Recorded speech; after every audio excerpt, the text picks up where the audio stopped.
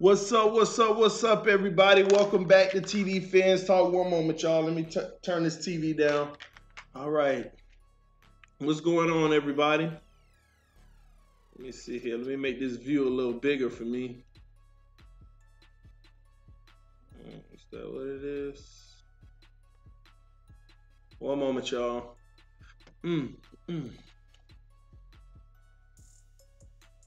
Man, I don't know why the top of my circle hidden. But anyway, what's up, everybody? Listen, man. I've been reading articles this morning, and I've been thinking about our quarterback situation quite a bit, man. We really need to talk, guys. We really need to talk about this because I'm not liking what I'm seeing, man. I am not liking what I'm seeing. All right, so, I mean, to be honest with you, I'll just go ahead and tell you this conversation is going to be about Teddy Bridgewater, Ryan Tannehill drafting a brand new quarterback. Because I think I've kind of shifted my gears on what official decision I would actually make if I was the Miami Dolphins front office. And that's simply, guys, we need to stop playing all the games at this point and go ahead and draft a quarterback this year. And yes, TD is saying this in the first round, even if we have to move up. Because what's been going on over the last 24 hours is embarrassing. It's truly embarrassing for the Miami Dolphins. Let me tell you why. Let me tell you why this is embarrassing, okay? First of all, you got a 7-year quarterback on your roster in Ryan Tannehill, all right? Who, possibly based off of the front office, based off all the speculations and everything we've been hearing, and a lot of the fans just isn't living up to the bill. Just is not living up to the bill, and they're ready to move on from him. I mean, he's been through 3 regimes, had some injuries, and they're ready to move on from him. For quite some time, it was rumors about Nick Foles. He goes off of the market. Then there's rumors about trades. Nobody wants Tannehill at the cap hit. Then there's rumors about Teddy Bridgewater. Then there's no Teddy Bridgewater because he's going to go back up to Saints and gave up on the Dolphins. Don't even want to waste his time because of the money. We'll get back to it in a second based off of the last 24 hours. Then we stooped as low as to talk about Tyrod Taylor and Blake Bortles. Then we stooped that low. That, to me, is disrespectful and unprofessional, if you ask me, even for Ryan Tannehill, for the organization to do that. And let me tell you why, guys. I've been looking up Teddy Bridgewater because the talks have reemerged. You know, Teddy Bridgewater basically has a decision he has to make. He has a decision he has to make. He has to make the decision of, do I back up Drew Brees in hopes of possibly running the franchise because they kind of possibly like promised me, hey, we can groom you to be our next starting quarterback for the New Orleans Saints after Drew Brees retires, okay? So when I think about that,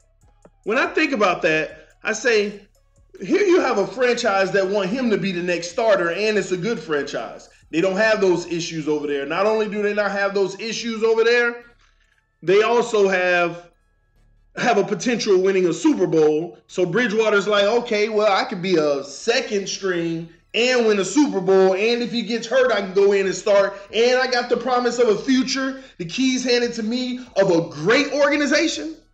An organization that is at least competitive every year. Okay. How could you turn that down? But the Miami Dolphins are offering an opportunity to start right now. But they're offering less money as a starter. And now I'm going to meet with them, and I go meet with them. And yeah, I don't know, maybe they offered another $1 million or $2 million. And it's like, he's still got a decision to make. And why does he have a decision to make about Miami if his goal is to start? You already know the benefits of going with the Saints. But when you come along to the Dolphins, first of all these reports about a bridge QB, they don't have me in their long-term plans anyway. I'm not in their long-term plans anyway. They're probably going to suck. So then I'm going to look even worse, and then the Saints ain't even going to feel like I'm their future. Why would I do that? But you know what? It is hometown, and I mean, can I take a discount for it? You know, it is Miami. But what benefit is it to me? And then I even go a step further. I say, okay, that's him weighing his pros and cons. To me, it's a no-brainer. You go to New Orleans Saints. Even though another thing you got to worry about with the Saints is Drew Brees is going to retire when Drew Brees wants to retire. It's just like a Dirk Nowitzki situation. He has the keys to the city. The owner probably say, hey, whenever you're ready to retire, you let us know. No rush. We're not trying to kick you out the door. We're not trying to bring in your future. You see, we keep having these second-tier quarterbacks back you up that has potential, but it's up to you, Drew Brees. And come on, I personally believe, just like Tom Brady, Drew Brees will stretch it another 3 years if he wanted. So he has that to worry about as well. But then at the end of the day, I said, TD, cut all that mess out. We already know he got a decision to make. I mean, can he come prove himself in Miami and just take it all? Not likely, especially with the roster he's going to be given. Potentially. So, what is he going to do? And then I said, why am I caring about what Teddy Bridgewater is going to do? This is what they're sucking us in to believe. Like, why should we be sitting around caring about what Teddy Bridgewater does? What he wants to do? Why are we even in the situation to where we care about what Teddy Bridgewater wants to do? How are we even talking to Teddy? And let me help y'all understand, because I think at this point, the only way the Dolphins are going to get Teddy Bridgewater, they have to almost guarantee him that they're going to be fair and allow him to, if I win for y'all, if I get y'all to the playoffs, hey, will you re-up a contract and possibly let me be the future instead of worrying about the draft? The Dolphins would literally, I think to get him, they would have to say, Teddy, if you do well, man, the franchise is yours. And do y'all want to say that to Teddy Bridgewater? Do we really want to say that to Teddy Bridgewater? Because you got to be promising him more than being a bridge QB, just standing in for us a year. And we already talk about less money than New Orleans, but we'll probably match it or get close to it. But standing in just to be a bridge quarterback for a year for a new guy?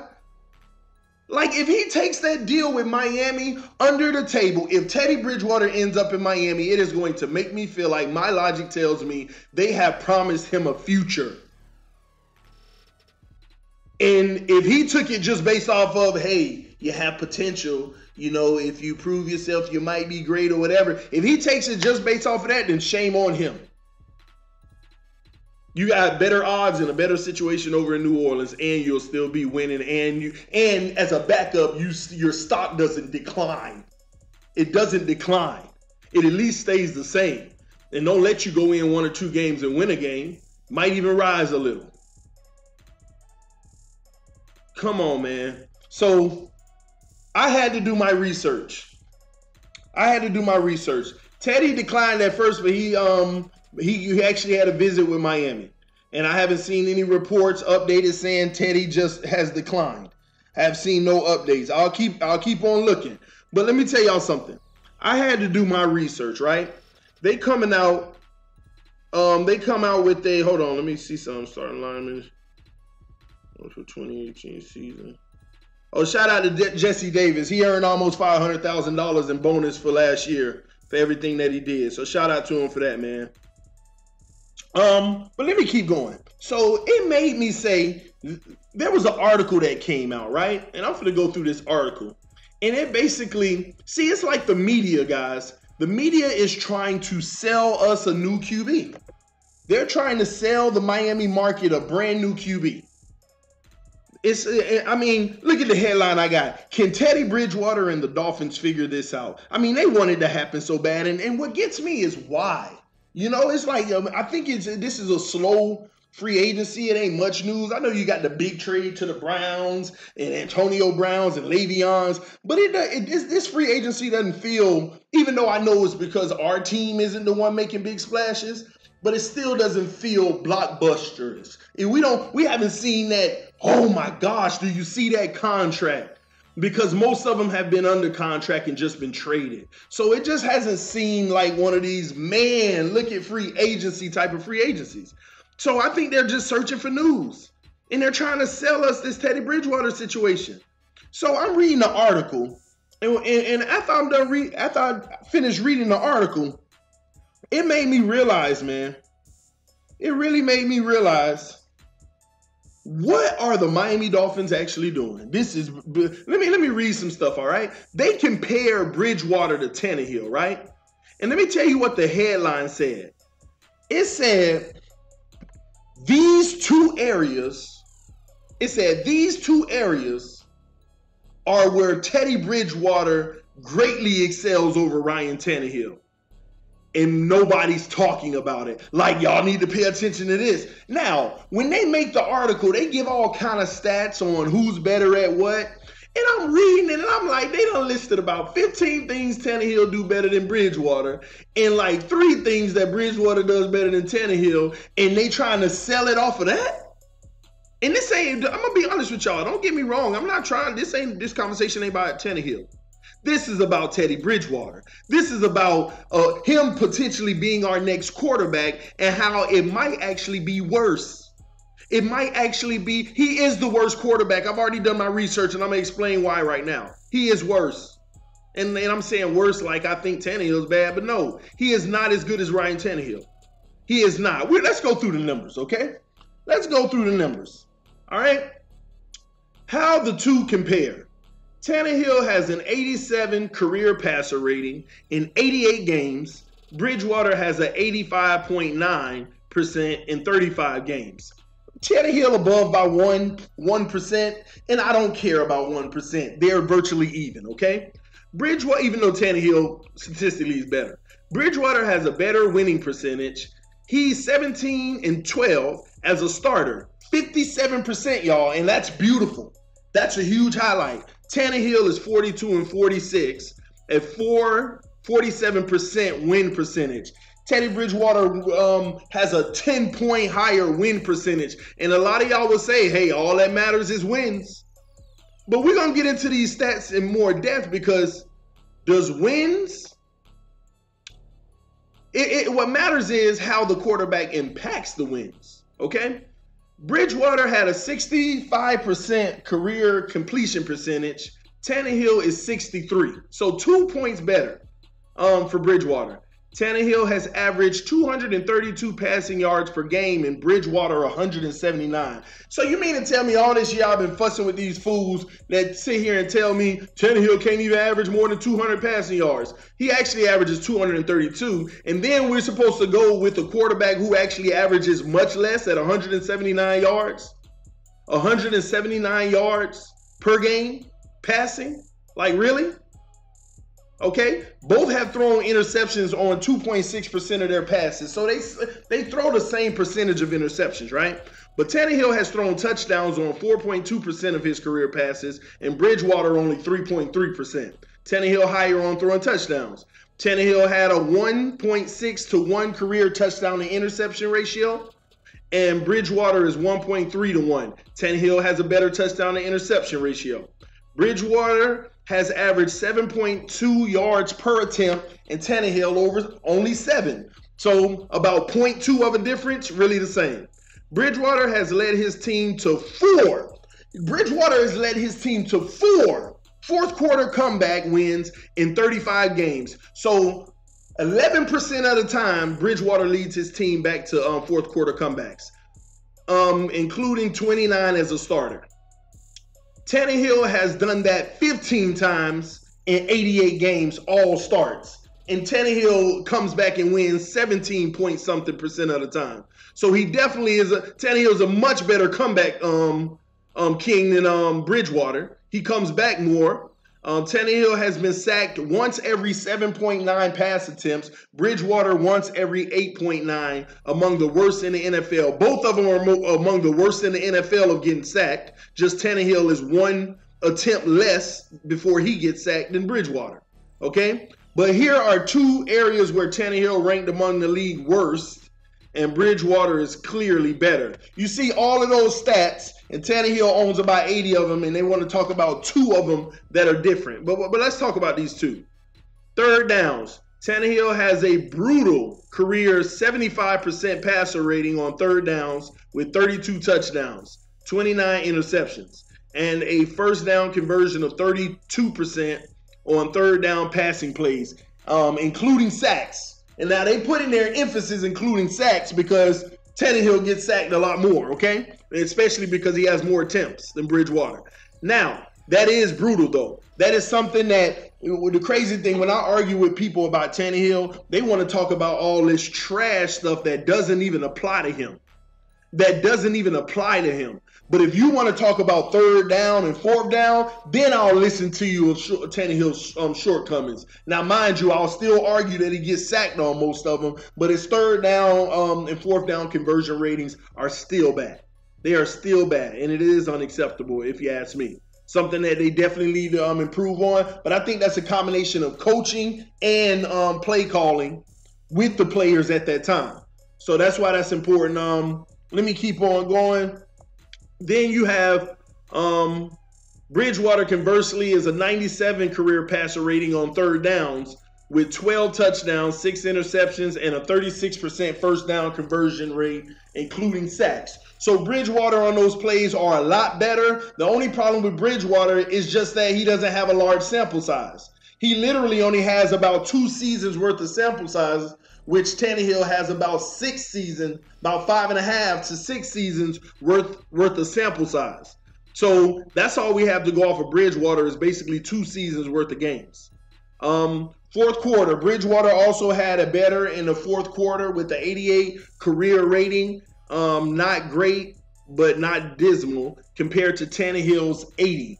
And a lot of that could also be attributed to look at what Bridgewater was. You know, he playing with teams that actually had good defenses to keep him in the game in the fourth quarter to try to make a lot of those comebacks that he only converts at 11%. So, first of all, they want me to be excited about bringing in a guy who has a lot of similarities as Tannehill, if not lower in a lot of cases other than third down and fourth down, which has a lot to do with coaching as well. But here's another thing. What I did like about Teddy is the fact that in 2015, he did make a Pro Bowl, right? And we know what's up with that. Don't act like it was just superstardom. But he made the Pro Bowl, right? But then in 2016, he tears his ACL. Oh, we concerned about Tannehill being hurt, but we got a quarterback who tore his ACL in 2016, all right? And then later on in 2017, up in November, when he finally gets to play or something, back in August, actually, before that, just like Tannehill, y'all, this is the crazy thing. When I read up on this, I said, let me know more about Teddy Bridgewater since he might be our quarterback in the future. Because I got to know about our players, see what's best for our teams, how we can do things around him and make it successful.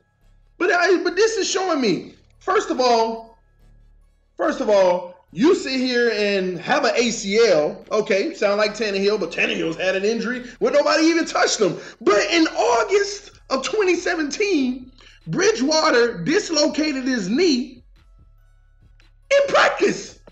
I'm like, is this Tannehill? Is this not even 2.0? Is this Tannehill 0.9? Not even a 1.0. Is this Tannehill 0.9? The man that had an ACL, he comes back and in practice the next year, just like Tannehill, blows his knee. He has a dislocated knee. Like, so is our coaches in our front office saying, okay, we see similar guys, but one of them we know we can get really, really, really cheap, and one of them we still got at a high price tag? That has to be what's going on. But for me, at a minimum, y'all, it's more of the same. That's what I want to get out to y'all. This is more of the same.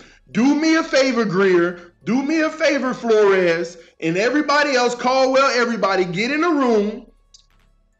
Use your brain, cut Tannehill, tell Bridgewater never mind, and go get your quarterback this year in the first round. Not only do you get your quarterback this year in the first round, because this is getting embarrassing, y'all. We need to save face. We need to just abandon all this little situation. Go get your rookie quarterback in the first round this year, and then next year go get another rookie quarterback.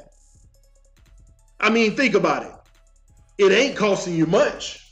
If you're trying to spend about $14, $15 million at the quarterback position between the starter and the backup anyway, First round pick at 13 gonna cost you $7 million a year. Go do it this year and next year. We should end up good in both situations because we probably have another good draft pick. That's just the way I look at it. Why are we wasting our time talking about a bridge QB? Matter of fact, now you done made me say go up and get Murray. Because let me tell y'all something. I don't want y'all to think that I've never been, oh, we don't need Murray. I'm just saying y'all got to be careful with these rookie quarterbacks. What y'all making them out to be, they ain't done nothing yet. Let them prove themselves. Because college is a different game than the NFL. But go ahead and bring in Kyler Murray if you can. And go ahead and see if you can develop him to be your starting quarterback in the NFL. And draft another one next year. I'm getting to that point because this situation is embarrassing, y'all. It's embarrassing. It really is embarrassing. I mean, think about it, y'all. We already can't keep people. And we're making great decisions on that. We can't keep them because we don't want to overpay for them. Smart. Smart, man. But guys, we cannot sit here and do more of the same. That's my whole point in all of this, man. We cannot do more of the same. This isn't a case of, well, Bridgewater might be able to provide the spark. Hell, the numbers are just about the same across the board. And in more categories, worse. And then on top of it, you have a worse touchdown to interception ratio. You throw 40 yards less per game, least touchdown percentage. You coming off an ACL, you coming off a second injury and dislocated knee.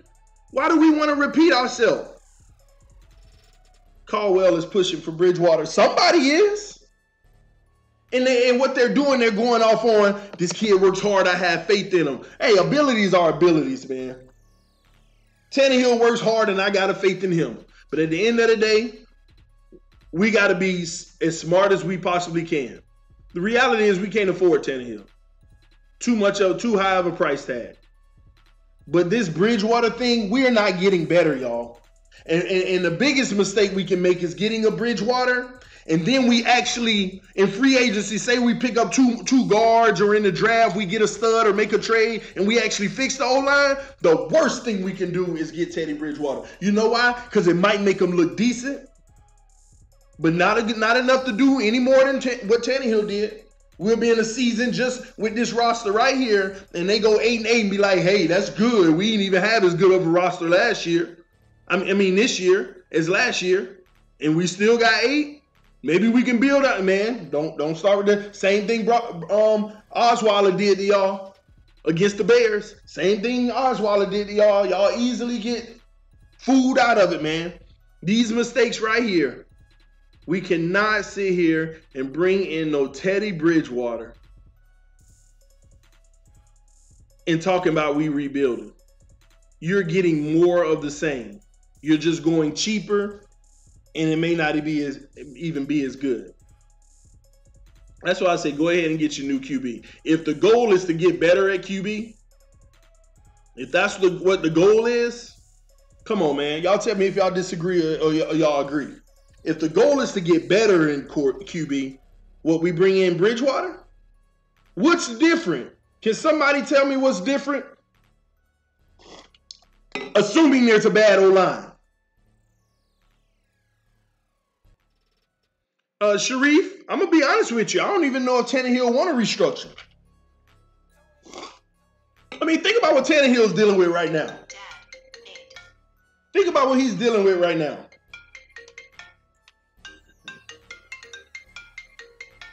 Why wouldn't it? One moment, y'all. Hello? All right, I'll call you back. Bye. All right. Bortles. See? Man, this is what I'm talking about, y'all. Restructuring over unemployment. Somebody will pick him up. You hear all the rumors. They say if Bridgewater, oh my God, this will be hilarious. They say if Bridgewater ends up going with Miami, the Saints are looking to bring in Tannehill. They say if Bridgewater goes to Miami, the Saints are looking to bring in Tannehill as the backup. Oh my gosh. An older Drew Brees and on a good team.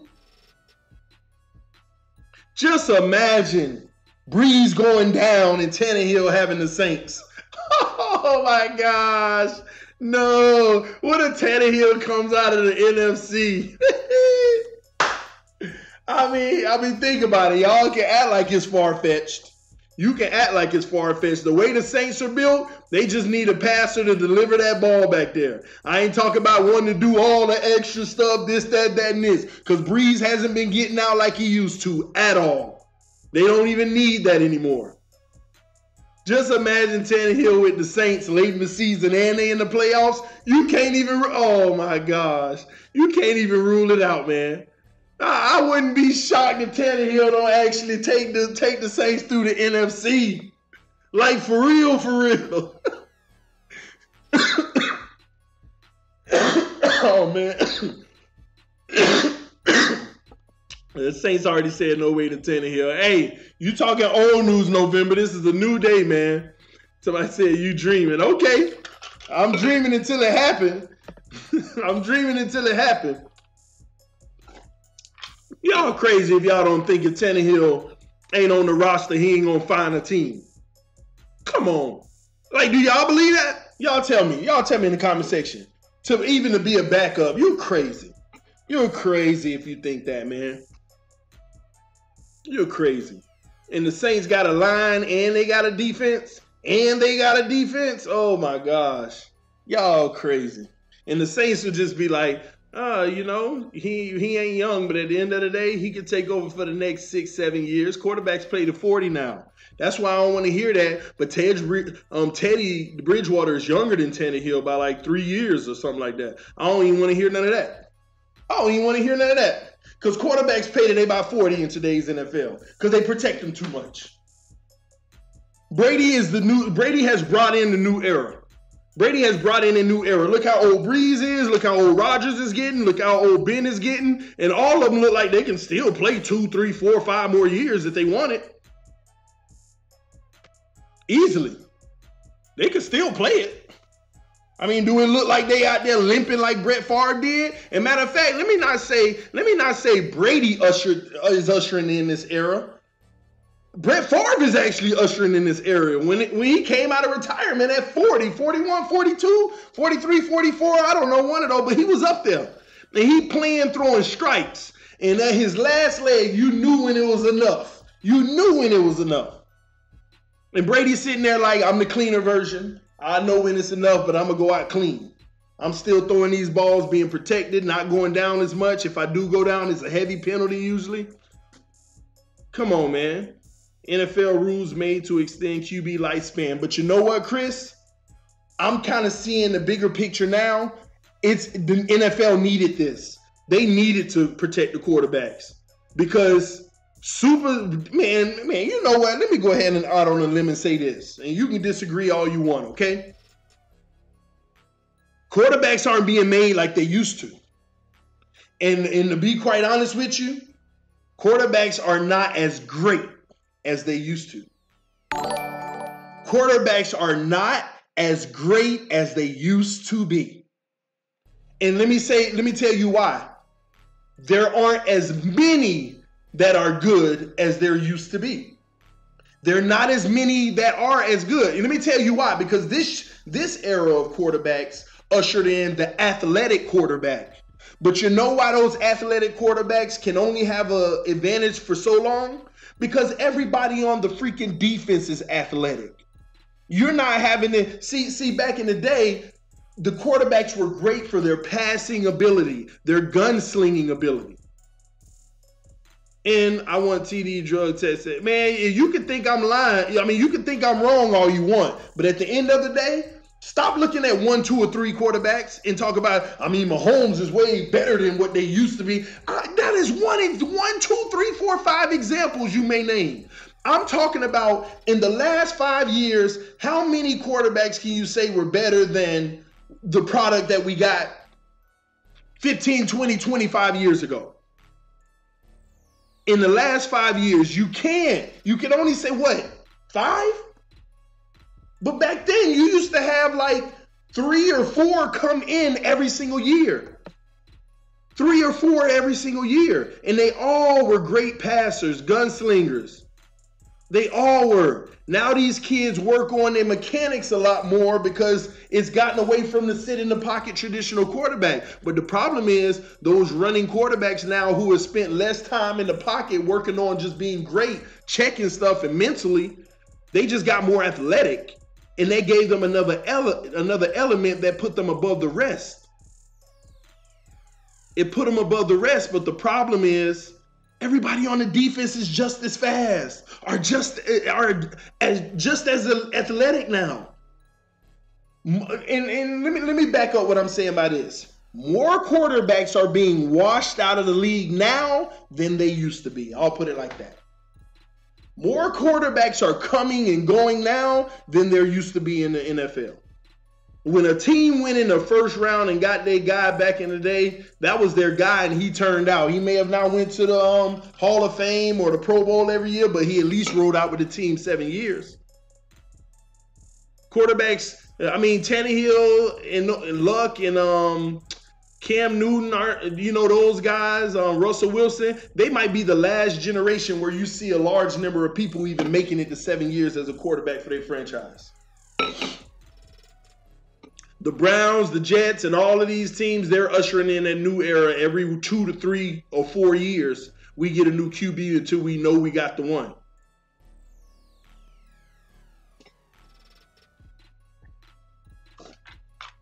We got to change, y'all. It's not the same anymore. It's just not. We need to go draft a QB and then get one next year too. We don't just need a QB, we need a backup as well. Because all of us can say the easy thing to do is just go ahead and redo Tannehill deal. And yeah, he might be one to redo it, but not at no $5 million. I don't know. Who knows? But what I will say is this. The Dolphins have already stuck their nose out there, and I'm starting to feel like it's too far. Stuck their neck out there too far. They basically denounced their quarterback without ever denouncing him. And I don't even know if they can get away. Say they did restructure Tannehill deal and brought him back. I don't even know if they can get away with lying and saying something like, well, we never said we were getting rid of Tannehill. That was just the media. We were just trying to find someone to back him up. I don't even know if they can get away with that. You got to move on at this point because it's gotten embarrassing. I couldn't imagine them coming back to Tannehill, hey, we want to restructure your deal and go ahead and stick with you. That's kind of, I mean, is that not an insult? Tannehill will be a post-June cut. Let's move. You might be right, man. And here's another problem with the Bridgewater situation. Say Teddy said, no, I want $8 million. I want $9 million. The problem if they give Teddy Bridgewater $8, $9, $10 million, then they lose the compensatory whatever draft pick next year that they would have got for Juwan James in the 3rd round because they signed a free agent on a contract that's similar to what the person they lost got. So they will lose that pick. That's why the Dolphins have been quiet. They've been staying under the radar because they don't want to lose the compensatory picks. It hurts them if they sign Bridgewater for more than what they're offering him. So now do I want to sign Bridgewater and lose that pick? And we know we're going to be moving on next year? Man, we backwards right now. We backwards right now. Now, don't get me wrong. I like the fact of bringing them in. They trying to offer them that little $5 million or whatever. Okay, hush money. Let's come on over here for now. We just trying to save money. Okay. But now you bringing him back to negotiate. Hey, now you're going against the principles that you've already set. You're going against the principles that you've already shown you set. If you can bend on $2 million for him, then why the hell didn't we keep Juwan James? If you can talk about negotiating with Teddy Bridgewater for $2 million, why in the hell did we not keep Juwan James? This is why I say it's a little backwards now. You either stick with the principles that you're already setting in place. You are not offering more than you're willing to for a player. or you answer these questions. If you can go back and negotiate with this guy, why in the heck didn't you go ahead and sign Ja'Wuan James? If you want to throw $2 million more to Teddy Bridgewater? Come on, man. Yeah, they painted themselves in the corner. Yeah, they did. And now they deep in that corner. You know, Foles out there. This person's out there. That person's out there. Oh, well, we can always go with Teddy. Oh, the Saints. Oh, Tyrod, where you at? Oh, Tyrod is gone too. That's like picking. There's 11 people on the basketball court, and y'all all picking, and you at the last two, and you got Tyrod Taylor and Blake Bortles. Tyrod walk away. Say, I ain't even playing today, man. I'm gone. And you just look at Bortles, and now you sitting there like, oh my gosh, I can't even make the pick. I can't even make the pick. Come on, man. Just make sure you pass the ball. Oh my gosh, they have backed themselves in the corner. And then to save face on backing themselves out of a corner, not to look bad, they asked Teddy Bridgewater to come in to negotiate. Like, now just because you know you look bad and you backed in the corner, now you want to negotiate to try to save face and say we still landed Teddy? We still landed Teddy? And the fan base is supposed to be proud and happy about it? Is that what it is? Is that what we're talking about here? Is this what we're talking about? Welcome to Miami, Flores. Yes, sir, but you can't put this on Flores. You can't put it solely on Flores. Grier in charge of all this now. Grier is in charge of all this now. Now, don't get me wrong. He took some chances. It's just that I think he might be getting bit right now. And you're not going to win them all. But hey, don't dive into the deep end is all I'm saying. Don't offer this man no more money. See if the quarterback you got can restructure. And if he can't restructure, go in the draft and go ahead and get your quarterback. $7 million for a 13-round pick. Come on, man. And you're going to get one of them compensatory picks. Go ahead and take your 13 this year and that third-round compensatory pick and move up in the top 5 and go ahead and get whoever you want. Don't get whoever you want, man. Don't make sense, man. No. And next year, go get who you want again. Go get who you want again, man. It's ridiculous, man. None of this is Flores. This is his first time at this stuff. No, even if it wasn't his first time, this ain't got nothing to do with him. This is all Grier regardless. This is Grier. This is his department.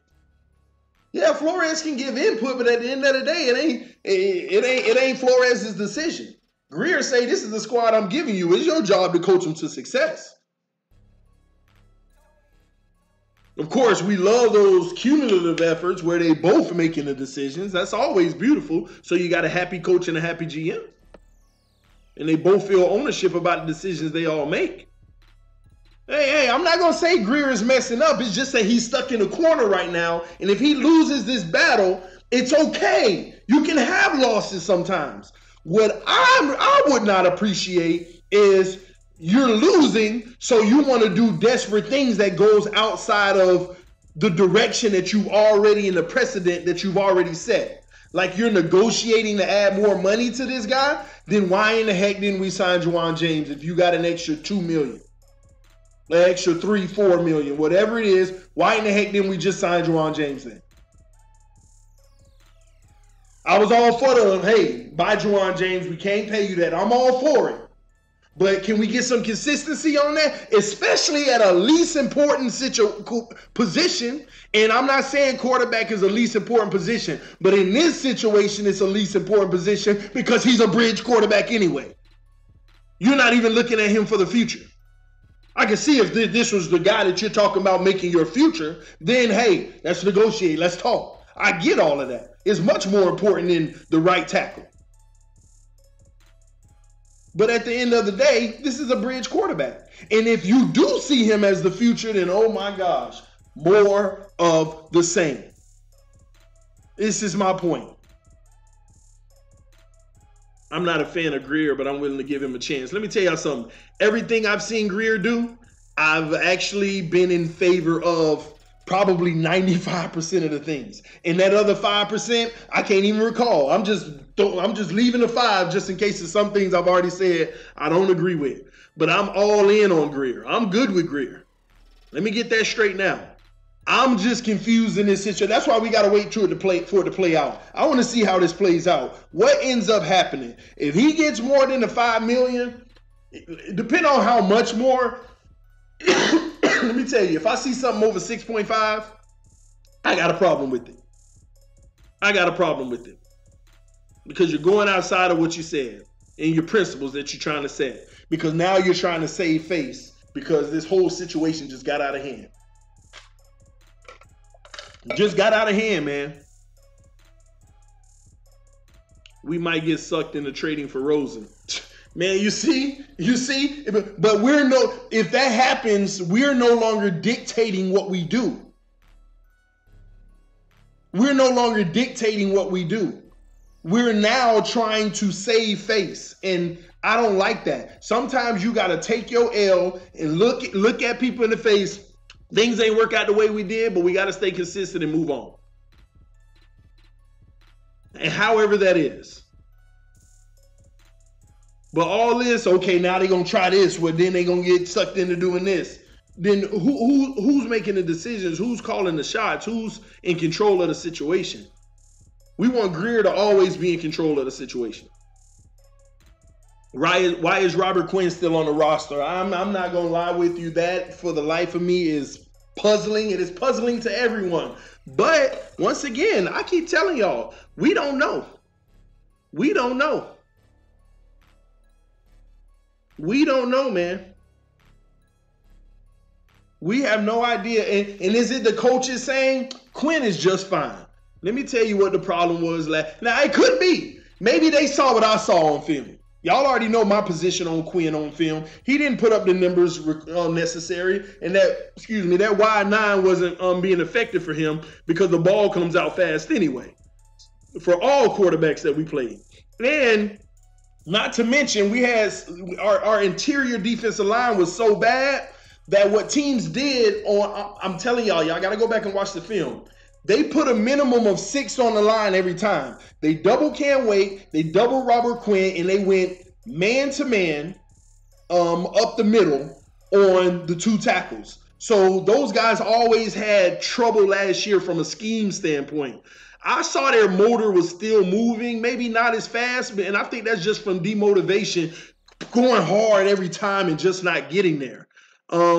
Because a lot of times they were double. You'll see sometimes I'll watch Quinn coming around the corner. He's double. See, what you got to understand about a defensive end, when you're double, the left tackle, when the left tackle knows my left guard is here to double Robert Quinn with me, the left tackle automatically knows my first step, when the ball hikes, my first step is outside.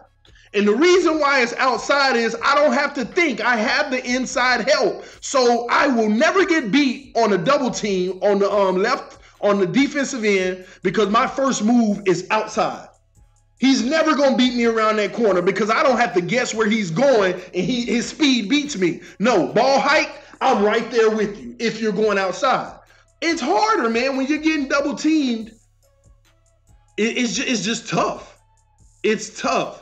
And I think that he might actually end up staying on the roster, y'all. And if they lucky, since they know that since they got the rumors out that he's going to be cut, they might even just bring him in and restructure his deal. A little less money, but he's still happy enough to stay in Miami. Instead of paying him $10 million, maybe $8 million. They'll be smart to leverage the rumors that way.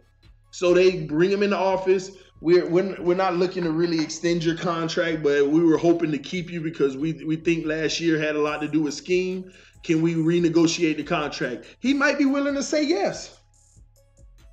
He might be willing to say yes because based off of what happened last year, another team would actually have to be taking a big chance on him. So we'll see, man. I keep trying to read TD's shirt. Oh, Tannehill to Stills to Parker Game over, Miami Miracle.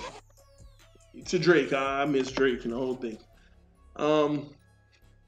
Bridgewater want $15 million a season. Hey, I tell you this: if Miami pays him $15 million a season, I have no comment, y'all. I have no comment. I would have no comment. It would be I wouldn't have any comment. I'll let y'all have the comments. I wouldn't have any comments. It'd be sickening, but I have no comments. Shout out to Eric Hood, new subscriber to TD Fans Talk. Welcome, my dude. Everybody who subscribed to this channel, make sure you spread the word. Share the video, share the links to your fellow Dolphin fans so the channel can grow. Thank you guys for your love and support over the last month, because I know I haven't been active much with my move from Dallas to Florida, back home in my home state, Florida, baby. But I'm happy to be here, guys. That's going to give us a lot more opportunity to meet up and have a lot more fun. I'm in Central Florida, by the way. But this Dolphin stuff, man, I'm passionate about it. But at the end of the day, stuff isn't really adding up right now. I know it's still early. We need to see ultimate decisions, because the one thing that we're not hearing, all we're getting is it's been reported, but we're not hearing anything from the organization themselves. So it's a little nerve-wracking, because I'm tired of from the get-go, I'm tired of our franchise looking bad. I'm tired of us having moments of looking bad, not having our stuff together, not having a solid plan or executing those plans. And I mean, come on, man. Right now we're seeing that firsthand. Some people don't see it. They just see, oh, you know, look, Dolphins, they're just chilling and rebuild. No, you got to make moves now, man. You got to make moves now. You have to, man. We have to.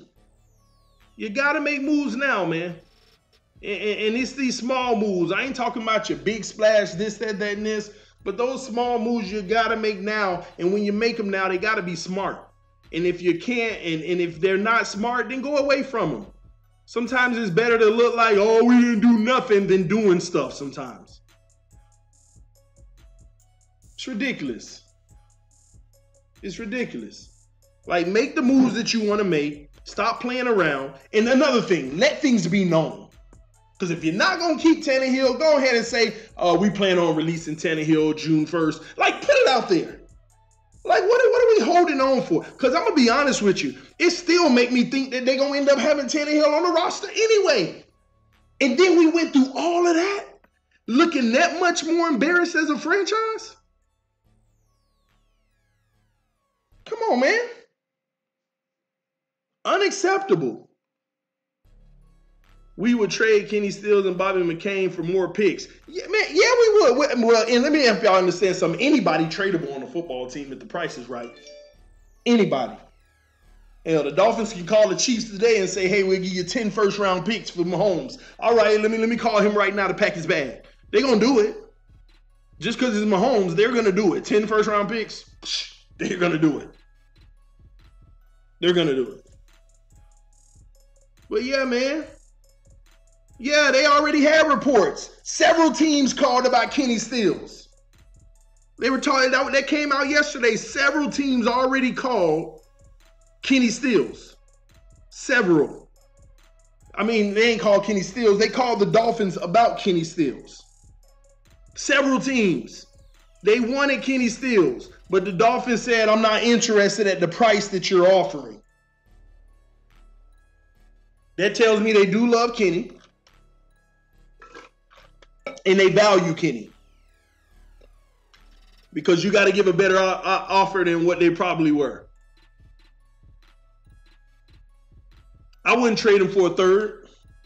I would trade him for a second.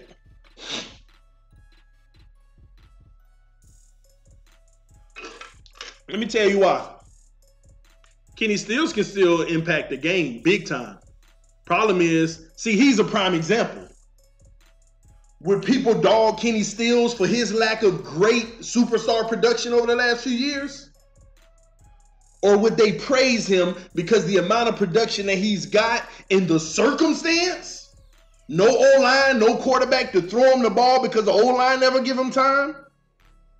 Kenny Stills by far is a very valued receiver. I might even go out on a limb to say if a team was smart, Kenny would even be worth a late first-round pick. But they would be grabbing, I must admit. But I would just hold out. Hey, if I get a second-round pick, why not? Because the contract is high. Kenny Stills consistent every year, bro. Oh, I thought you said inconsistent. Oh, I know, Sachin. That's what I'm telling you. His value is major. His value is major. Kenny Stills is a Pro Bowl wide receiver and a top receiver in the NFL. His numbers may not say it because his situation doesn't warrant it. That's all I be trying to preach y'all about several situations. Some players are better than they are, but their situation doesn't warrant it. Some players are worse than they are, but their situation warrant them not to look like it. It's crazy. And people can't see through that. That's why you'll always evaluate talent wrong and you'll always make the wrong decisions for the franchise. Because you don't see what we have. All you see are the numbers.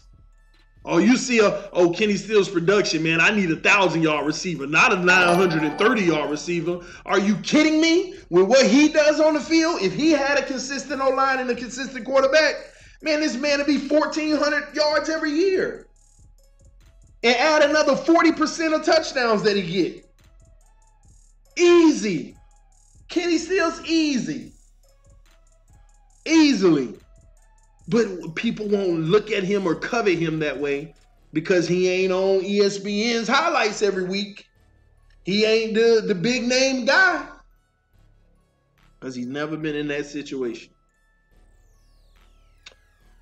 Shout out to Anthony Feliso for the donation, man. Thanks for helping the channel, my dude. I don't agree with you 100, but I respect you 100. That's what's up, Anthony. Ain't nothing wrong with disagreeing. That's what it's about, man. You have your opinion, I have mine, but we respect each other's, even if we don't agree with them, man. That's how it works, baby. Rip Tupac, he got cut as a rookie draft pick. Yeah, and still nice. Enough said. Tannehill to Stills is a thing of beauty, and it always has been. Now, they learned how to connect, and I love how that was developing, but we never still got to see it played all the way out. Never got to see it. He's definitely worth a late round first. I believe so, too. Now, will they ever get it? No, they'll never get it. Not in today's climate. They won't get it. Because they'll always throw at him, yeah, but he ain't putting up the numbers, man. We need a guy. They always have that over their head, but that's why at least Miami's being smart. We're not getting what we want for it. We're not, and they're not taking the bullet. I mean, if they were in full rebuild, trust me. Oh, you got a 4th round for Kenny? All right, come get him. That's another 11 or 12 million off the books, and we got another draft pick. All right, what else? That's what you call a full rebuild. See, it's signs like that show you, no, we're not completely trying to rebuild for next year. I think they're trying to build an actual low-key competitive team. Low-key competitive team. Let's save us some cash. Let's get on our job coaching and making this young talent great. We got a whole bunch of young players that had good years that we're about to elevate to a whole nother level. In free agency, we already got our eyes on 1 or 2 people that we want to bring in on the line. In the draft, we got to hit it hard and hit it well. And will it take us to the promised land? No, but it's going to have us in the right direction. So next year, we kind of finish that process. And it's never finished, but we add on top of that process. We add on top of it and we execute it. And now we're a contending team. They're trying to stay competitive. So I don't believe the full rebuild is in effect. I wouldn't say Stills is a number 1 receiver, maybe number 2. Yeah, of course he's not. Combs in the situation he's in, but Kenny Stills is a number 1 receiver. He just ain't got the mouth like one. I mean, if you want to be honest, Kenny Stills out there burning people. Kenny Stills out there running good routes. Kenny Stills out there getting open. Kenny Stills out there catching balls. Like I said, you wouldn't be saying that if he had an O-line and a quarterback giving him them $1,400 a year and another 40% in touchdowns. You wouldn't be saying he's not a number 1. You would not be saying that. To me, that's just like saying Adam Thielen ain't the number 1.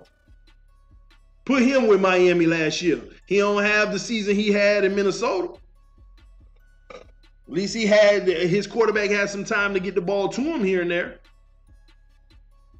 L. Burgess, shout out for the he talking to L. Burgess. Shout out for the donation, Matthew Curry. 78 first broke here. Drew Brees restructured his contract to help Saints secure Teddy Bridgewater. Another option off the table. Oh my gosh, it just keeps getting embarrassing. It just keeps getting embarrassing. I'm looking for it and I'm not seeing it, man. I'm not seeing those reports yet. I'm waiting on them, man, because it should be in Dolphins news, man.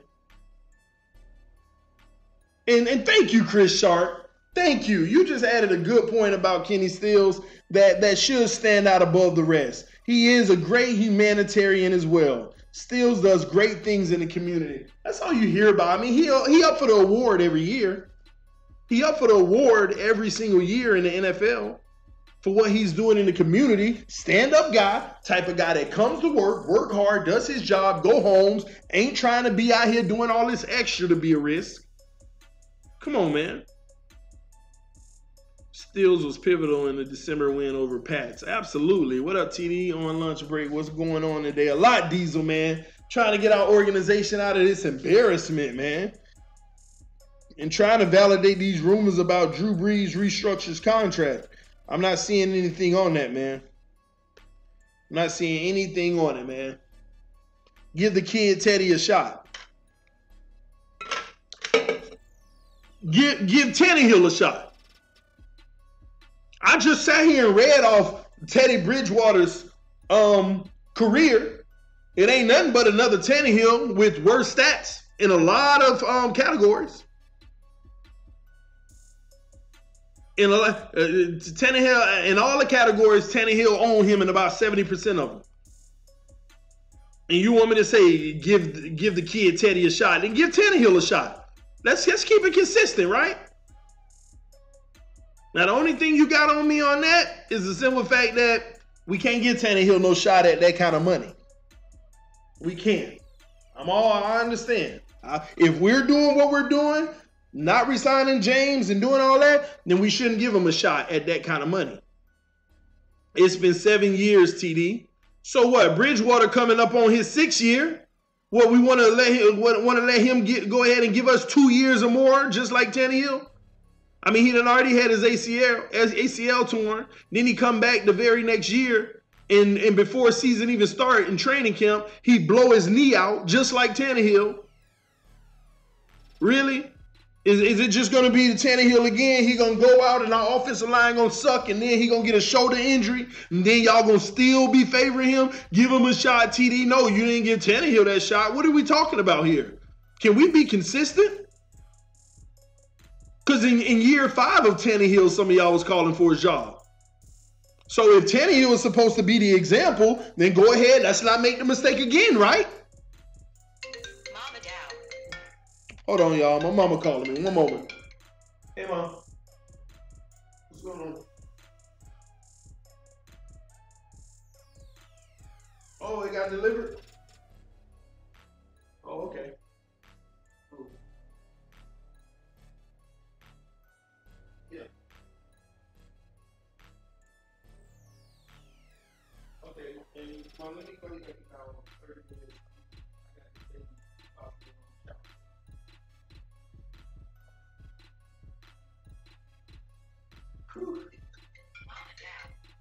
Hello? Hello? Hey. Why is the video working? Bye. I gotta call you back.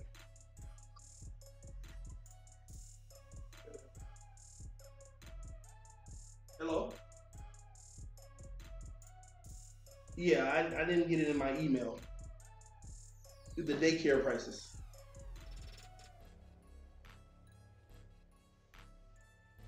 Yeah. Okay. I'll check and I'll call you right back.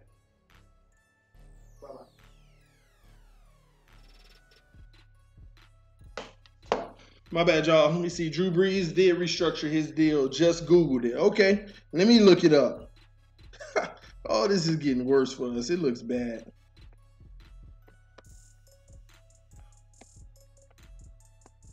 Oh my gosh, are you serious? Saints restructure Breeze deal, open cap space. This is bad, man. Oh my gosh. Ain't it crazy? We can't even land a quarterback even if we want it.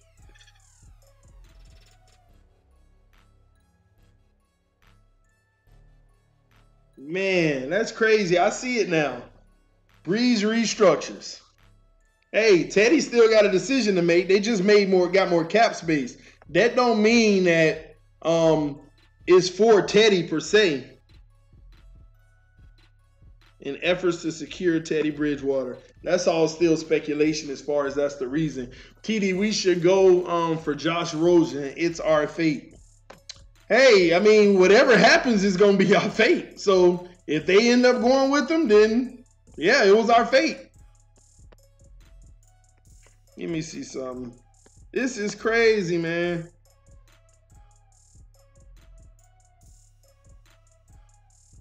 And I'm looking at the headlines right now, man. 1 hour ago, the Giants are exploring a trade for Josh Rosen. Even the Josh Rosen situation. Now, what the Dolphins, if Teddy Bridgewater go with the Saints, now they got to back out and be like, all right, you ready to call Arizona? Hold on, Blake Bortles. You just stay right over there, okay? Just hold on. All right, y'all want to call the Cardinals? Man, this is crazy. Do you see this? We've been through, like, it felt like 5 rumored QBs.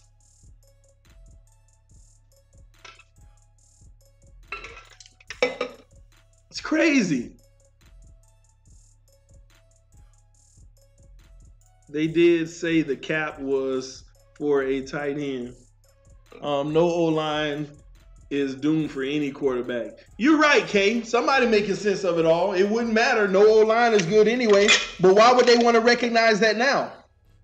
I don't get. Why would we recognize now that no O-line is good for any quarterback, but don't even give our current quarterback any credit for that? Any credit to say, hey, the reality is, if we know right now no O-line matters for any quarterback, then do we give our current quarterback credit for the simple fact that he's dealt with these trash O-lines and now we have a conclusion about it? No, they don't. They don't. They don't at all. It's almost admitting we've never had a good O-line.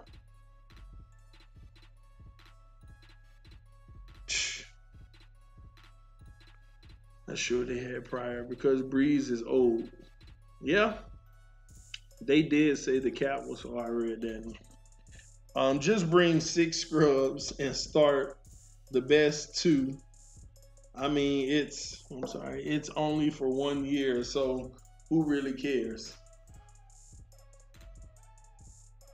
I care though, man. I care, man. Let me tell you why, because I don't care if it's only for 1 year. Hell, when you go get a quarterback next year, what's the difference? That quarterback may not make it.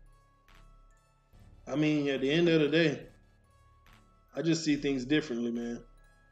The sky is not falling, guys. We're not in win now mode. No, nobody said the sky is falling. We're just talking general football here, man. The direction of our organization. What people fail to realize is some people will evaluate this moment right here for the Dolphins as not a big deal, not a big one, X, Y, and Z. But these are those decisions that have a trickle effect that impact us 4 years down the line. And since it's 4 years down the line, nobody realized where the original issue came from. Nobody realizes where the initial issue came from. So what do? They repeat some of the same insanities because they don't even know what the original issue was with the problem. They just don't, man. And it's for moments like this where this isn't a big deal. It's not that big of a deal. Calm down. I'm not panicking at all. I am telling you, these moments right here have long-term impacts that we don't recognize 4 years from now, that this was the moment right here that started that triggered this, that led us down this path. We don't remember that. We just remember 4 years from now in that moment, man, we going through this, man. We suck. We need to do this. We need to do that. No. Let's go back to what caused all this. We got to stop ignoring that stuff, man. We ever want to be a winning franchise? Man, I heard somebody say the Dolphins today, man. I was so mad. I'm gonna lie with y'all. I was pissed off. They were talking about the Dolphins on TV. They weren't even talking about us. They were like, you know, the Patriots did this and they did that, and you know they have this pedigree. They're a Super Bowl winning team. Then you have the Steelers, X, Y, and Z. They've been able to do this, even though they take a step back, losing 2 big stars, but they've always been able to. And then you talk about this team, they're an up-and-coming team. They're doing this, they're doing that. And then you know what they say? And then you have the Dolphins. You know, they're the Dolphins. And they stopped. I'm like, oh my.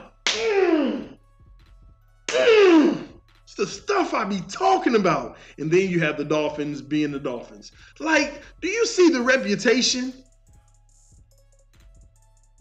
The Dolphins being the Dolphins.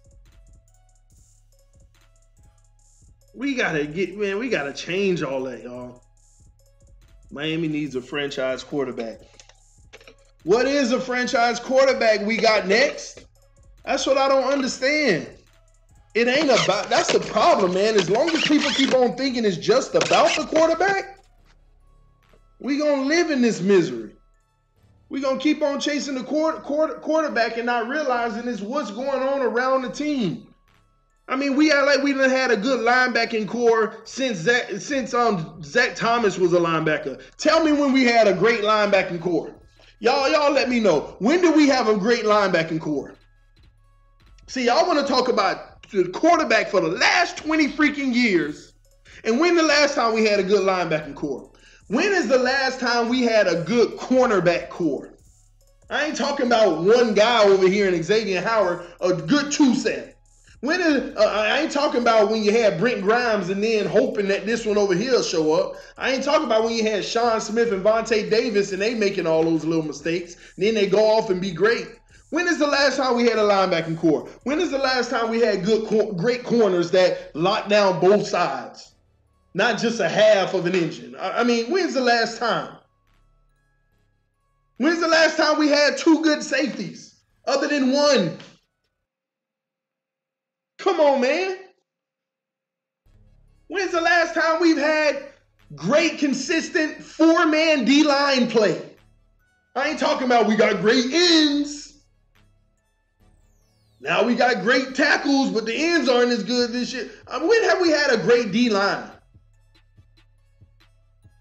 And I ain't got to talk about our offense, because I'll say right now, when the last time we had a great tight end outside of Charles Clay for the short stint? When is the last time? But we've been talking about quarterback for 20 freaking years, and everybody ain't going to never realize it's the freaking team we need to fix. Stop worrying about the freaking quarterback and criticizing what quarterbacks we have. Let's talk about this freaking team. I don't care if you go get, I don't care if you got Patrick Mahomes today. Y'all be like, yep, that's it. We got it. We doing it. We doing it. And then next thing you know, man, we need some, next year we go 9-7 and just miss the playoffs. Man, because our defense sucked, man. You can't expect Mahomes to do everything. Like, gosh. Oh, now you want to say you can't expect him to do everything.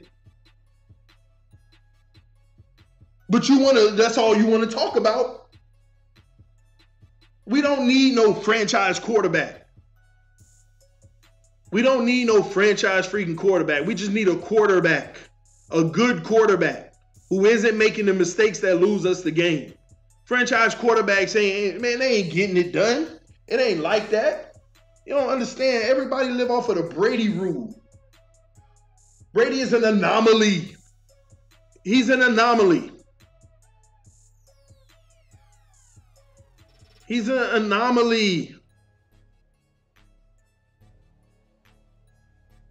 Outside of that, who in the heck is franchise? Ben Roethlisberger is franchise, okay. Who else? Is Matt Ryan is franchise? Are they winning Super Bowls?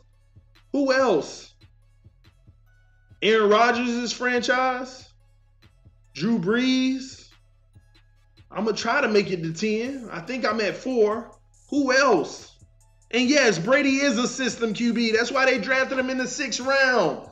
Think about Brady before he was Brady. The Patriots weren't making these, we need a franchise quarterback. No, we need a good, solid quarterback who can work hard, do his job, and not lose us the game. And they found Brady. And he does those intangibles right there so well. that they say he's elite. Trust the process. Don't panic. No one's panicking, man. I think you got the wrong idea. I'm talking about these small things that we need to pay attention to so that a year, 2 or 3 from now, we know where it all started. Come on, man.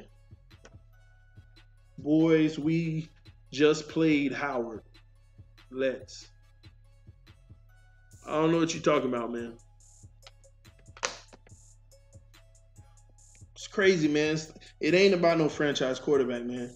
Russell Wilson is a franchise QB. Okay, he the guy who won a Super Bowl, and I doubt we'll ever get back. I doubt we'll ever get back. After that, and he did all his good stuff on his rookie contract. Now he's going to go into the likings of the flat, in my opinion. Y'all can disagree all you want.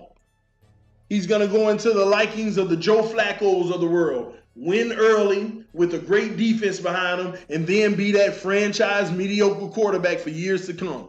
Eli Manning winning Super Bowls, 2 of them might I add, then go off into, hey, he's our franchise quarterback.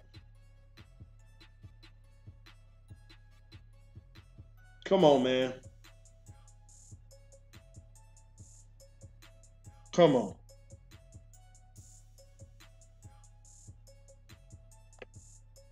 Let me see. Sorry, we just paid X Howard. Did we? Yeah, I don't see nothing on that either, man.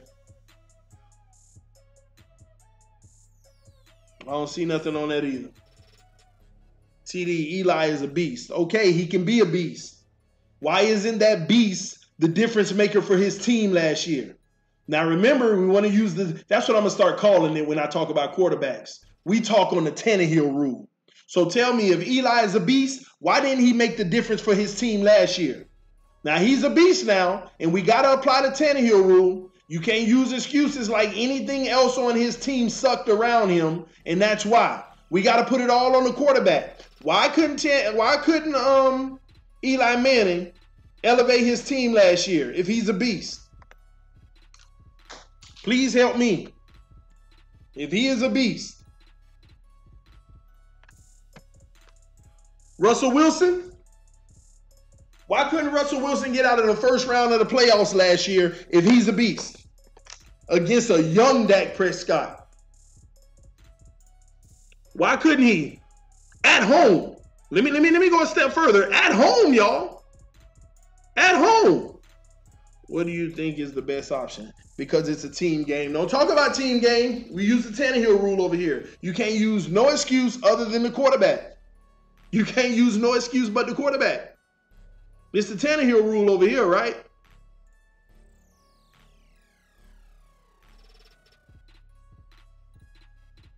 We just paid. I don't know what you mean with that Xavier Howard situation, man. I don't see nothing coming out yet. I'll check Twitter in a second. We got the playoffs with a bum team. He got to the playoffs with a bum team. No, he didn't, because we can't talk about the team, pay homage. Don't talk about he got to the playoffs with a bum team, because remember, the Tannehill rule states you cannot mention the team in your reasoning. Why did he lose in the first round, pay homage? You cannot talk about anything outside of the quarterback. Let's talk, come on now, let's keep it 100, right? Let's keep it 100. Y'all always talk about Tannehill, so let's use this same on everybody else. Tannehill is a wide receiver masquerade as a QB. Oh, y'all see what pay homage answer was? I asked him why Russell Wilson didn't make the playoffs. Didn't win in the first round of the playoffs. And he's supposed to be that guy that takes his team to the next level against a young Dak Prescott and Ezekiel Elliott, right? But we can't use nothing around the team. Tell me why Russell ain't get there in regards to Russell. But you know what his response was? Tannehill is a wide receiver masquerading as a QB. How could you get that answer out of the question I asked? You see what the haters do? That's exactly what they do. They will never answer your question directly because it will prove how ridiculous they sound. So I'll wait on that pay homage. I'll wait on your answer that talks about only Russell Wilson. Why wasn't he able to win in the first round? And mark my words, if they don't fix that defense, it's going to keep happening every single year with Russell Wilson. He's going to be the Flacco of the world, the Eli Manning. All these guys that come in and they so happy. He's going to be one of the Cam Newtons of the world, only he actually got the ring. Come on, same thing. Same thing. Cowboys is a better team. Well, can you stop using the word team? Can you stop? Because we're using the Tannehill rule, right? Stop using the word team. Tell us. Come on, tell us. Why couldn't Russell Wilson, because all we care about when we talk about quarterbacks is the quarterback. So why couldn't Russell Wilson himself get his team out of the first round? Because y'all make it seem like quarterbacks carry everything. Quarterbacks got to be the ones who do it. That's my point exactly, man. I know he trolling. He ain't trolling. He means it. He just ain't got an answer. TD Tannehill is a good QB, but not mobile enough and generally has broken down in tough games and especially against the Bills. Okay. I don't know what the point of saying that is. I agree with half of it as far as breaking down in big games and different things like that. Once again, if your offensive line breaks down in big games, quarterback's going to break down in big games. When the Chiefs' offensive line broke down in the first half of the AFC Championship game, Patrick Mahomes broke down even worse. So once again, attributables, y'all. Stop ignoring the attributables. I keep on proving to y'all it is not about the quarterback like y'all think in today's NFL. It's not about them like you think. And when they look superior and it looks like it's about them, look at the offensive line in front of them. Just like that saying, behind every great man, there's an even better woman. Behind every great quarterback, there's an even better offensive line in many, many, many cases. Again, I do not use Tom Brady in any of these equations because he is not the norm. TD, we all want the same thing in the end, win multiple Super Bowls. Then can we stop the insanity over and over and calling for it? Actually asking for the insanity. Wilson is a Hall of Fame caliber quarterback. Oh, he is? Let me ask you this question. Joe Flacco going to the Hall of Fame? I'm curious. Is Joe Flacco going to the Hall of Fame? Is Joe Flacco going to the Hall of Fame? That is a great question. That is a great question. Is Joe Flacco going to the Hall of Fame? What y'all think? We need run blocking tight ends. I think that's why they brought in Clive Walford. If it's Wilford or whatever, Walford. I think that's why they brought him in. He's another good tight end. They're sending a message to Gesicki and O'Leary, man. They sending a message. Because we got 5 tight ends on the roster right now. 5, man. 5, man. It's not about his ring. Oh, I know. Wilson is overrated. He's like Tannehill. Needs a team around him. I would agree with that more than anything. But what people need to come to understand, almost every quarterback needs a team around them to be successful. Patrick Mahomes didn't get to prove that last year until the AFC Championship game. Everybody thought it was just Patrick Mahomes until the AFC Championship game. All season, TD was saying, y'all better stop that Patrick Mahomes stuff.